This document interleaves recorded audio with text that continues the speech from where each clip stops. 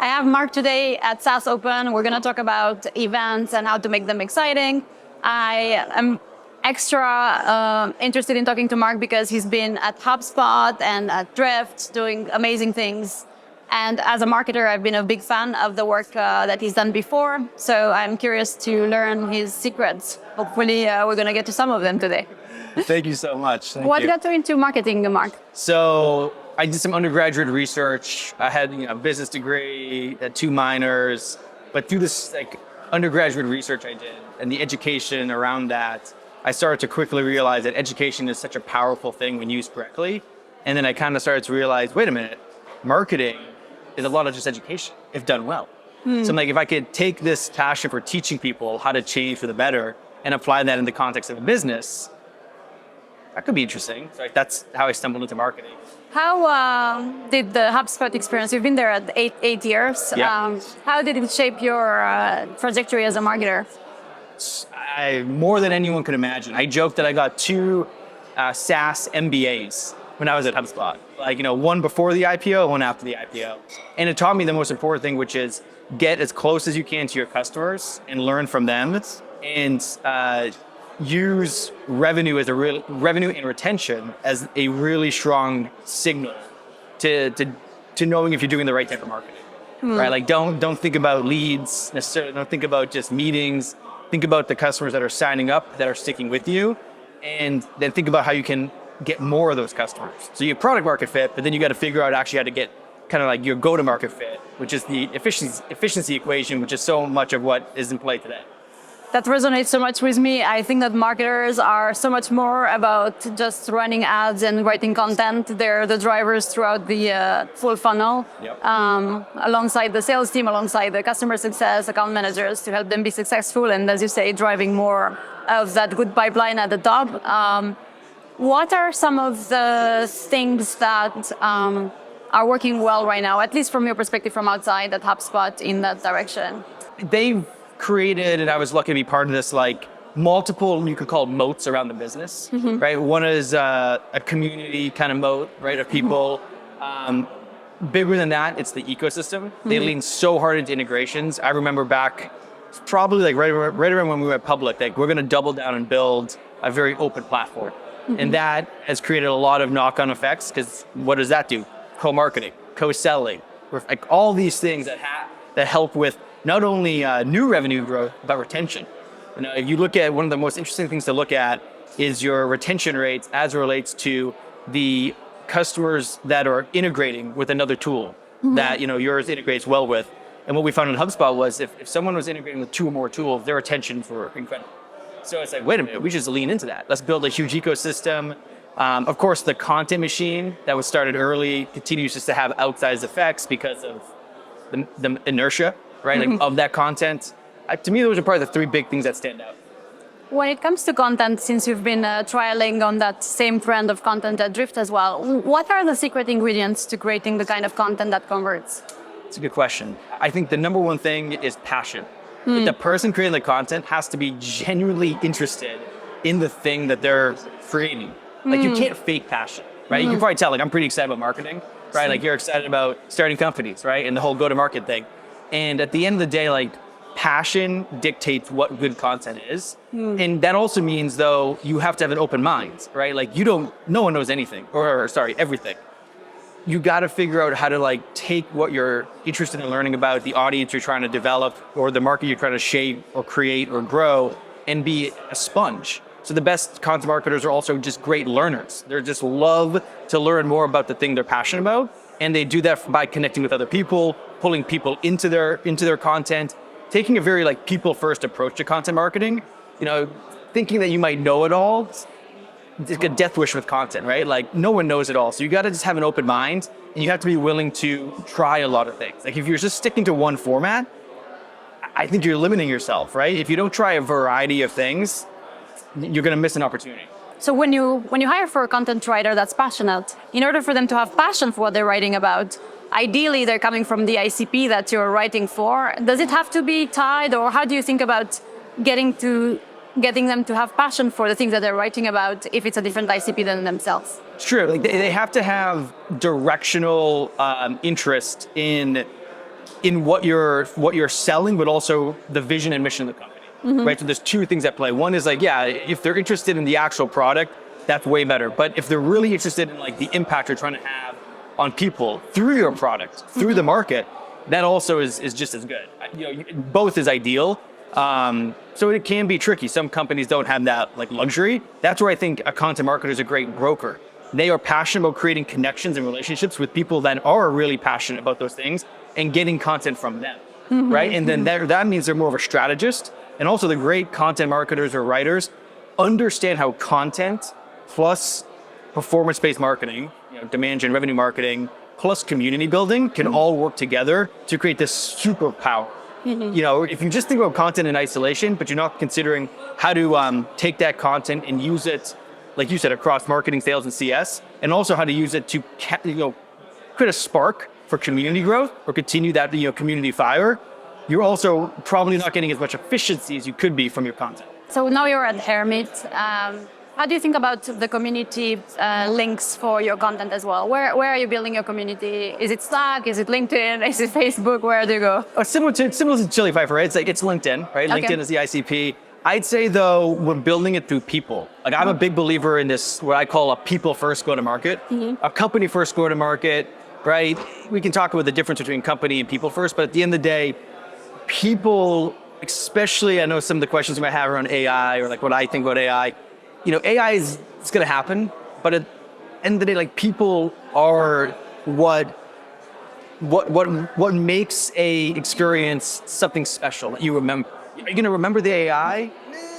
You'll remember the outcome. The AI is going to get to an outcome, but at the end of the day, it's like people, right? So we believe, or I believe in, Airmeet, live experiences. Live experience is the best way to kind of create content now at scale too. So you have a live experience, you create content from that, and then you create more content in the form of clips, commercials, whatever. And it's such a more efficient way to go to market. So your community stays in the experience for the events and also an extension on LinkedIn. What percentage of your pipeline comes from marketing? Right now, it's about 75 to 80% marketing. So a big chunk. Big chunk. We want to have that more balanced, but my goal is to have no matter if it's marketing, sales source, right? It's never perfect math. 90% plus of every opportunity created, marketing has minimum one influence point. Minimum. So it helps. And that's what we saw at Drift. 9 out of 10 opportunities, marketing influence in some way. And how did you do that at Drift? Was it paid or was it different?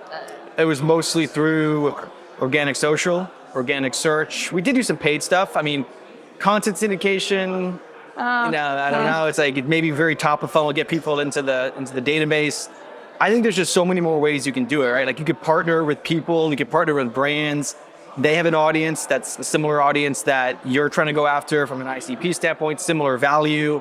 I think this whole idea of like partner-led or ecosystem-led, kind of growth is super important these days, especially with like, at the end of the day, algorithms of what marketers have been using for a long time. Those algorithms are getting more crowded. They're getting more competitive. The AI's taking them over. So like, how can you kind of work yourself away from those to some degree? You still need them, but to some degree, how do you work yourself away from them? Partner with people and brands that, that have the same kind of belief as your company, if you will. So let's take an example. You have a sales rep that has an opportunity open. How do you nurture that opportunity from a marketing standpoint of view? What would be the ideal way?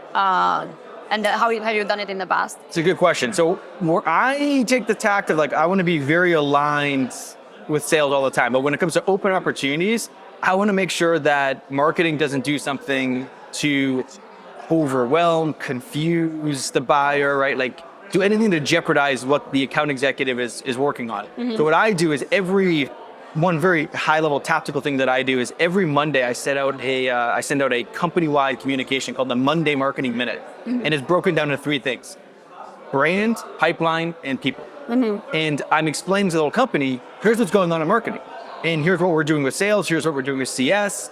And what I'm trying to do is educate both at a high level every week, but also in a tactical level during our pipeline review meetings, during our program meetings. We use an integrated campaign approach at Airmeet to make sure that sales knows what they can use to help the buyer buy.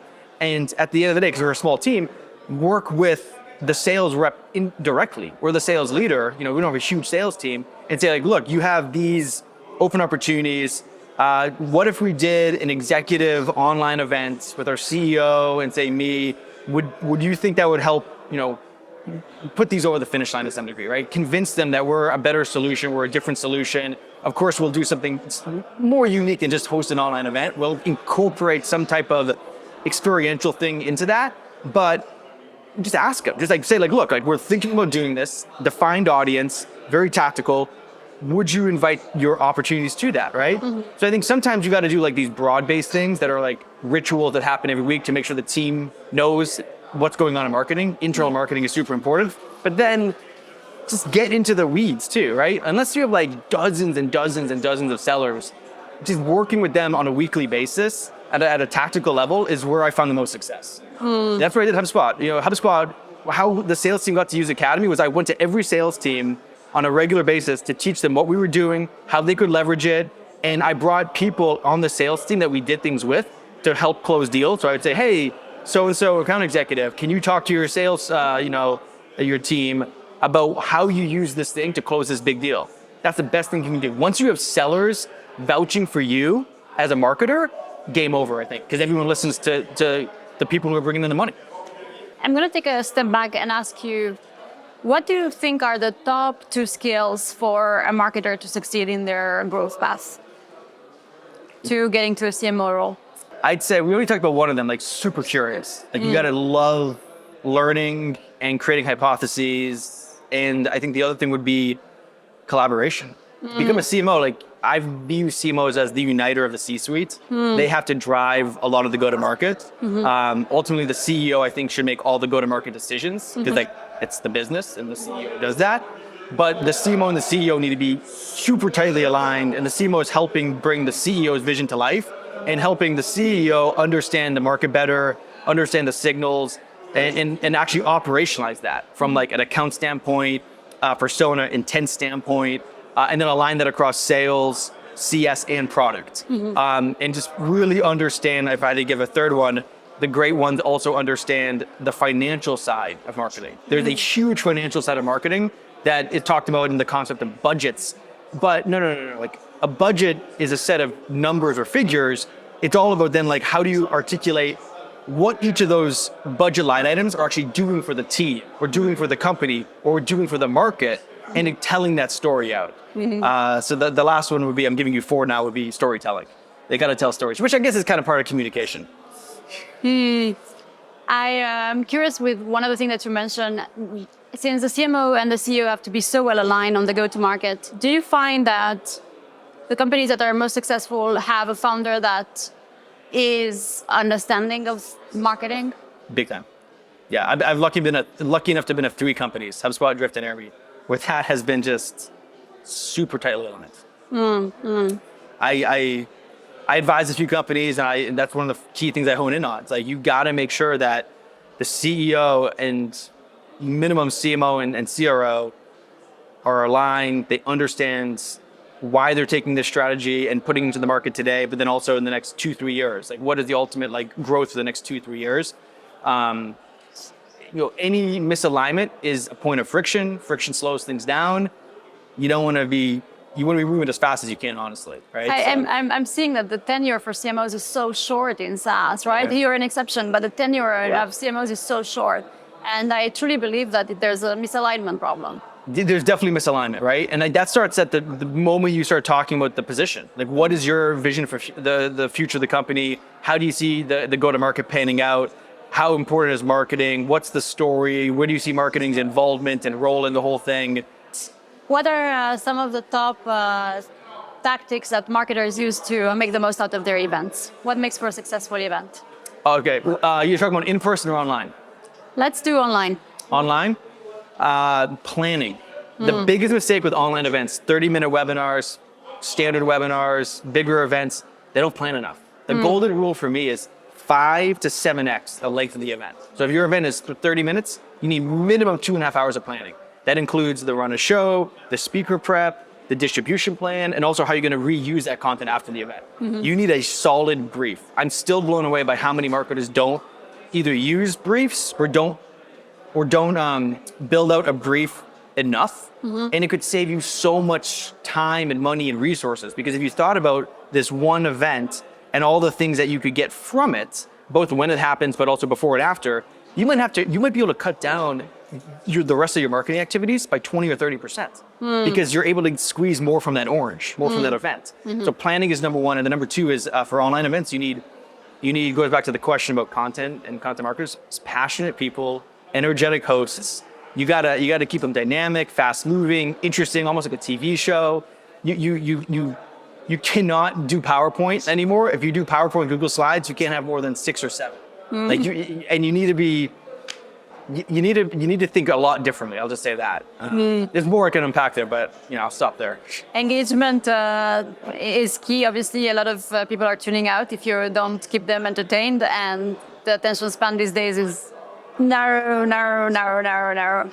And it goes for in-person events too. Like if you think people don't pay attention to online events, there's a lot of people at in-person events that are on their phone or computer. I mean, yes, they might be taking notes, they might be doing something else, but at the end of the day, they're not looking up. They're not 100% paying attention. So I always tell people it's different though, right? It's a different environment, right? Because with in-person, you activate all the senses. It's emotion. It's more emotional, right? It's more, but that goes to online. The last thing I'll say about online is you gotta include your audience in the event. If you make an online event one way and it's not two-way, and you're not including the audience as much as you can in the event experience, it's going to be not as successful, because an in-person event, everyone is being included to some degree in the experience.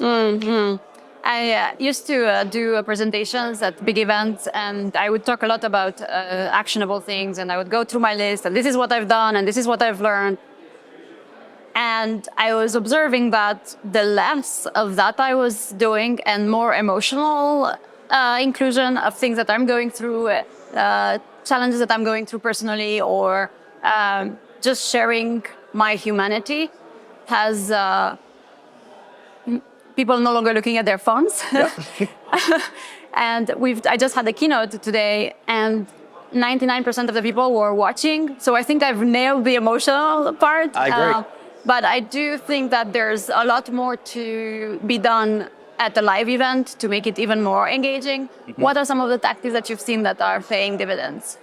It's interesting. So you talked about storytelling right there. Right? You tell stories and you captivate an audience through the story. And then if they want the tactics, guess what? They can just watch your video online. So why don't you tell the story to the audience, or invert it almost, right? There's so many tactics online. They can put a blog post and it's easy, yeah. Blog post, clip it up, right? It's actually a good thing, because then you're driving people to your brand in another medium. So anyway, that's for in-person engagements. I do think less content. I actually think more, and if it's going to be content, you have to have great speakers like yourself who can tell captivating stories, or you have to include the audience in the session. So some things I've seen recently are 30 or 40 person rounds where it's intimate. It's that's the audience size, but you're in a circle or you're in a rectangle, and you can see each other. So when other people see each other, it's a lot harder for you to not pay attention. Because you're well, why are these people paying attention? What's going on there, right? To me, the simplest thing people can do is just have a way, from an AV standpoint, for the audience to ask questions throughout the presentation and for you to walk into the audience. I learned this from Marcus Sheridan way back. It's get into the audience. Why are you onto the stage, right? In an online experience, it's all kind of commingled, right? Because it's online. But you're on the stage. I'm on the stage. What if you could walk around? I know it's harder to then capture things and whatnot, but going up to someone in an in-person event with a microphone, getting them to maybe talk, getting them to maybe engage, people are going to pay attention, because they're what was he? Are they going to come to me? Is she coming over here? So I think just some simple things that require maybe some more planning, but it's breaking through the status quo.